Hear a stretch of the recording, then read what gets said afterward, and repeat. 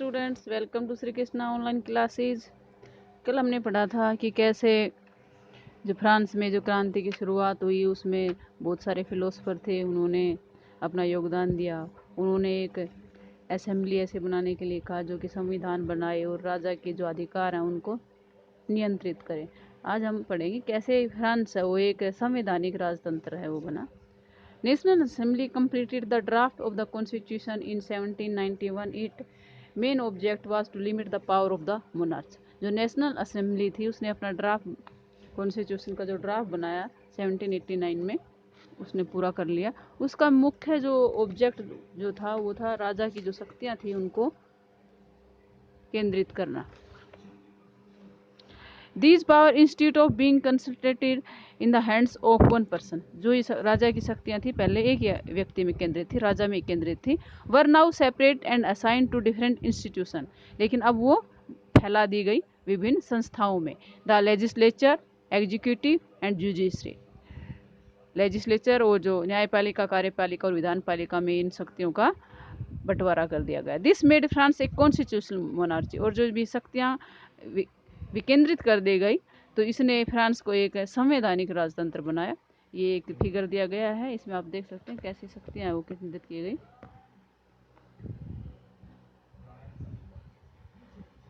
Constitution of 1791 vested the power to make law in the National Assembly, which was indirectly elected. तो constitution में कहा गया जो 1791 में बनाया गया था उसमें जो शक्तियाँ थी वो नेशनल असेंबली में स्थित कर दी गई, जिसको इनडायरेक्टली इलेक्टेड किया जाता था। That is citizen vote for a group of इलेक्टर। पहले लोग कुछ जो उनको चुनते थे असेंबली के लोगों को, उनके लिए वोट करते थे। Who in turn choose the assembly, और जो फिर वो इलेक्टर्स जो व्यक्ति हो जाते थे उनको वो असेंबली के लोगों को चुनते थे। नॉट ऑल सिटीजन, सभी लोग नहीं चुनते थे। पहले कुछ लोग, कुछ व्यक्तियों, जैसे हम विधायक का चुनाव करते हैं, विधायक अपने में से मुख्यमंत्री चुनते हैं, इसी तरह से जो कुछ लोग होते थे वो इलेक्टर जो चुने, जिनका चुनने का अधिकार होता था उन व्यक्तियों को चुनते थे, और उसके बाद वो चुने हुए व्यक्ति असेंबली के लोगों का चुनाव करते थे। Not all citizen however had the right to, सभी व्यक्तियों को वोट का अधिकार नहीं प्राप्त था। Only man about 25 years of age who paid tax equal to at least 3 days of labour wage were given the status of active citizen. ऐसे व्यक्ति जिनकी उम्र 25 साल से अधिक थी और जो 3 दिन के अपने वेतन के बराबर का टैक्स पे करते थे, उनको ही एक्टिव सिटीजन माना गया। और that is they were entitled to vote, उन्हें ही वोट का एंटाइटलमेंट राइट था, उनको वोट का अधिकार था। The remaining man and all women were classed as passive citizen, बाकी व्यक्ति जितने भी बचते थे औरतें, वो पैसिव सिटीजन के रूप में माने जाते थे। To qualify as an elector and then as a member of the assembly, a man had to belong to the highest bracket of taxpayer.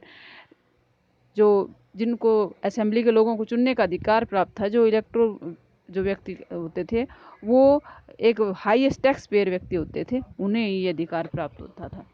इसका मतलब जो अमीर लोग थे उनको ही वोट का अधिकार था। Constitution began with the declaration of the right of man and citizen.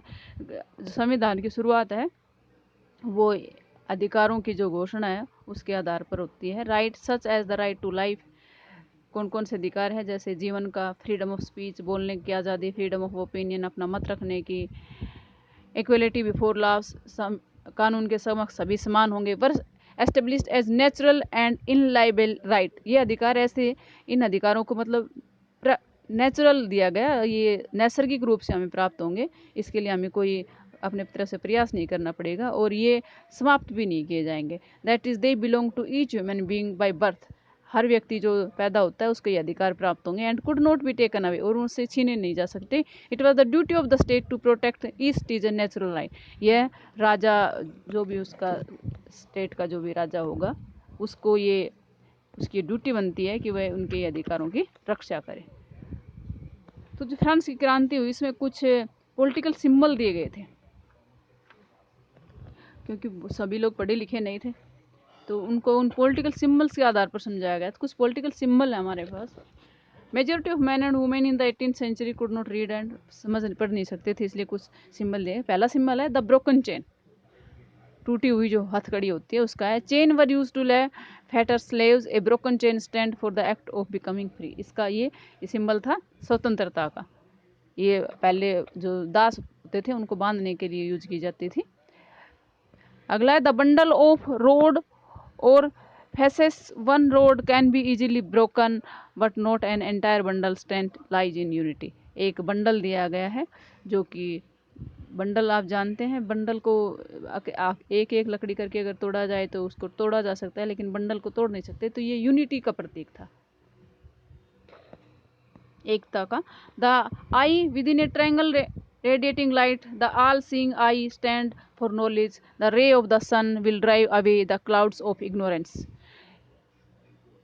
Triangle जो दिया गया था उसमें से सूरज की किरणों की तरह एक आइज बनाई गई थी। ये शो करता था कि अज्ञान को कैसे मिटाया जा सकता है, इग्नोरेंस को। जो जैसे सूरज की किरणें अंधेरों को मिटाती हैं, इस तरह से जो ज्ञान है वो अज्ञान के अंधेरों को मिटाता है। स्केप्चर, सिंबल ऑफ रॉयल पावर, राजदंड दिया गया है जो कि शाही शासन का प्रतीक है। Snake biting its tail to from a ring, एक स्नेक दिया गया है जिसकी रिंग बनाई गई है, वो सिंबल ऑफ एटर्निटी, अनंत काल के लिए हुआ, मतलब उसका कहीं अंत नहीं है। रिंग होती है उसका कहीं अंत नहीं होता, कोई छोर नहीं होता। रेड फाइन कैप, ये कैप दी गई है लाल रंग की, जो कि स्लेव लोग पहनते थे, उनको फ्री होने के बाद ये आज़ादी का प्रतीक थी। Blue white red, the national colour of France, ये ब्लू और वाइट कलर में जो लेडीज बैठी है ये फ्रांस के नेशनल कलर है। The winged women, personification of the law, कानून है वो, जैसे एक परी के रूप में कानून का एक तरह से ये रूपांतरण किया गया है इंसान के तौर पर। The law tablet, the law is the same for all, कानून है वो सबके लिए समान है। And all are equal before it, और सभी इसके समक्ष समान है। आपको ये जो सिंबल दिए गए इनका अच्छे से अध्ययन करना है और इस पाठ को अच्छे से रीड करना। Thank you.